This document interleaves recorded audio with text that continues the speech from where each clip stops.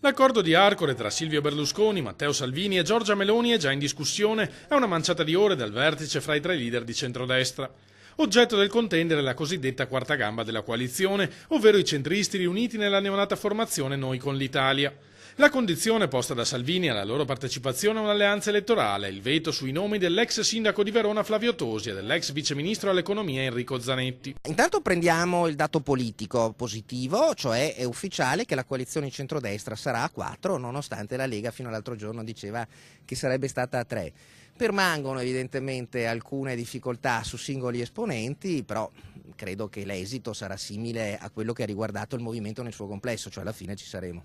Condizioni quelle poste dalla Lega irricevibili per i leader del quarto polo, che si dicono fiduciosi di spuntarla grazie al rapporto privilegiato con Berlusconi. È difficile far passare agli elettori che c'è un'alleanza alla pari, naturalmente con i diversi pesi che gli elettori stessi daranno, se alcuni partiti possono mettere i veti su altri e non viceversa.